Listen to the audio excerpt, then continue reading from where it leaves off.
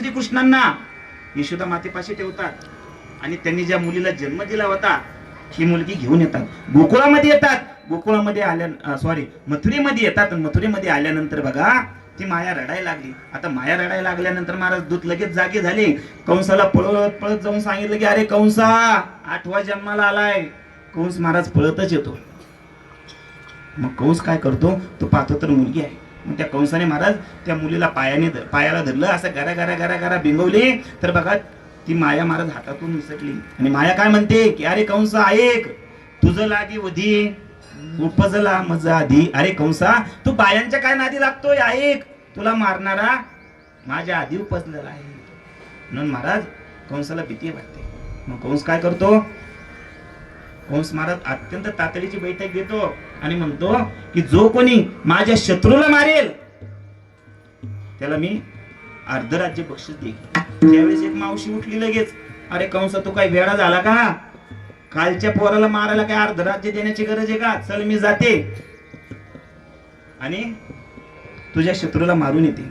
असं म्हटल्यानंतर महाराज ती पुतना काय करते, सुंदर असं अप्सरेसारखं रूप घेते, गोकुळामध्ये जाते आणि महाराज तिने काय केलेलं असतं की आपल्या स्तनामध्ये विष भरलेलं असतं आणि जेवढे काही लहान लहान मुलं आहे महाराज त्या मुलांना दूध पाजून विष पाजून ती पुतना महाराज त्या बाळांना मारत चालली. अहो एक नाही दोन नाही असे तिने गोकुळातले भरपूर बालक महाराज मारले. नंतर मग ती नंदबाबांच्या वाड्यासमोर गेली आणि म्हटली की अगं यशोदे ये यशोदे.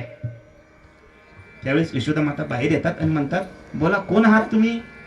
त्यावेळेस पुतना म्हणते की अगं तुम्हाला ओळखलं नाही का, मी तुझी मोठी बहीण आहे ना. त्यावेळेस यशोदा माता विचार करतात हिला मी केव्हाच पाहिलं नाही आणि ही म्हणते की मी तुझी मोठी बहीण आहे. त्यावेळेस ती पुतना म्हणते की अगं तू जन्मली सुद्धा नव्हती तेव्हा माझं बाबांनी लग्न लावून दिलंय आणि मला भारतामध्ये नाही दिलं तर मला तिकडे अमेरिकेमध्ये दिलेलं आहे आणि मग मला तुझ्याकडे सारखं यायला जमलं नाही. पण आता तुला बाळ झालंय हे मला समजलंय म्हणून तुझं बाळ बघण्यासाठी मी आली. आता यशोदा मातेलाही वाटलं असं म्हणून ती पुतना म्हणते की अगं कुठे तुझं बाळ. त्यावेळेस यशोदा माता म्हणते की अगं ऐक त्याला आत्ताच मी आंघोळ घातलेली आहे, तो पाण्यामध्ये झोपलेला आहे.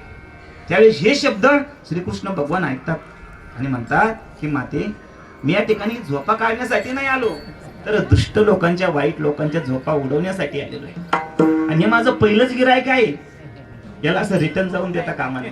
मग श्रीकृष्ण भगवान महाराज त्या ठिकाणी रडायला सुरुवात करतात, थोडस रडतात आणि मग ती पुतना म्हणते अगं काय वेळी तू खोटं बोलती लबाड, हे बघ तू जागीच आहे.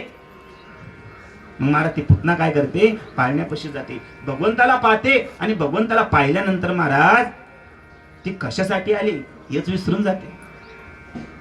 पण एक 10-5 मिनिटांनी महाराज पुन्हा शुद्धीवरती येते. मग श्रीकृष्ण भगवंताला उचलते महाराज आणि स्तनपान करू लागते. बघा त्या भगवंताने महाराज त्या पुतणीच्या स्तनामध्ये जेवढं काही विष होतं ते संपूर्ण विष पिऊन घेतलं.